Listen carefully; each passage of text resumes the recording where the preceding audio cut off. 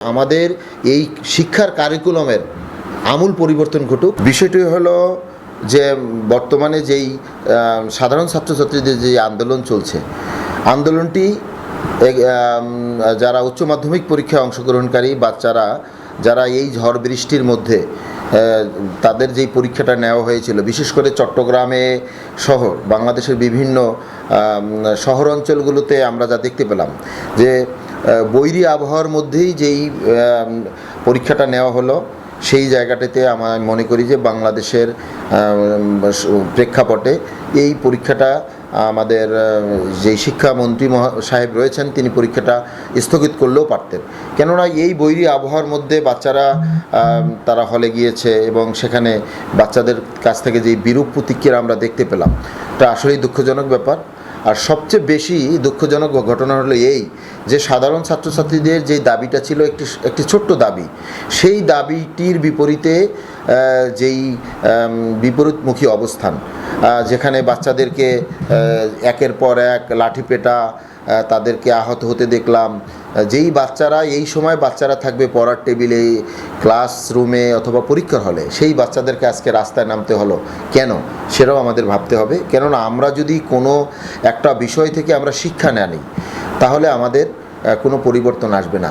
বিশেষ করে আমরা যেটা দেখলাম যে ফিজিক্স পরীক্ষার যেই বাচ্চারা ফিজিক্স পরীক্ষায় অংশগ্রহণ করেছে, ফিজিক্স পরীক্ষায় 100 মার্কের মধ্যে 2টি প্রশ্ন, প্রায় 20 মার্কের প্রশ্ন ভুল ছিল। তারপর যা দেখলাম, আমরা যা শুনলাম, যেহেতু আমার বাচ্চাও ফিজিক্স পরীক্ষায় অংশগ্রহণ করেছে, যে 60 মার্কের যেই প্রশ্নপত্র তাদের বইয়ের কোনো অংশ ছিল না। তো এটা অত্যন্ত দুঃখজনক ঘটনা। বাচ্চারা 2টি বছর তারা তাদের সর্বোচ্চ শ্রম দিয়ে তারা পাঠদানে নিজেদেরকে নিয়োজিত রাখে, পরিবারগুলো বাবা মা তার বাচ্চাদের সময় দিয়ে একটা বাচ্চাকে সেইভাবে প্রিপেয়ার করে যে তার বাচ্চাটা একটা সুন্দর পরীক্ষা দিবে। সেই বাচ্চাটা যদি সেই ক্লাসরুমে পরীক্ষার হল থেকে তাকে এই ধরনের তাদের কান্নামুখ নিয়ে বের হয়, বা তাদের বাচ্চারা যখন এই কথা বলে, তখন অভিভাবক হিসাবে অবশ্যই এটা আমাদের কাছে কাম্য নয়।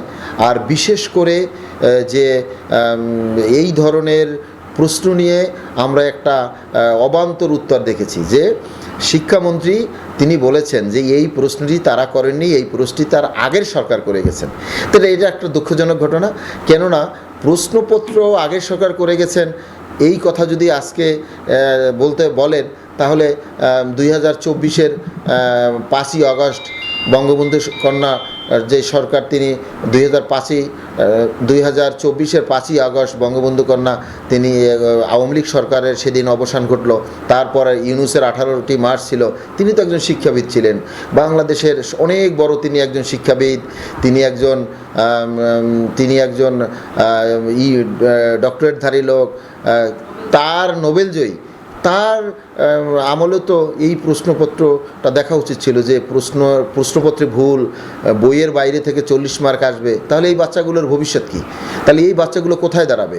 তো এই দায় কিন্তু দিন শেষে শিক্ষামন্ত্রী সহ এই সরকার ব্যবস্থা বা এই রাষ্ট্রের নিতে হবে, বা এই আমাদের ব্যবস্থার উপর নিতে হবে। তা আমরা চাই যে আমাদের এই শিক্ষার কারিকুলামের আমূল পরিবর্তন ঘটুক, আর শিক্ষার কারিকুলামগুলো হোক বাস্তবমুখী, বাস্তব জ্ঞানমুখী, জীবনমুখী।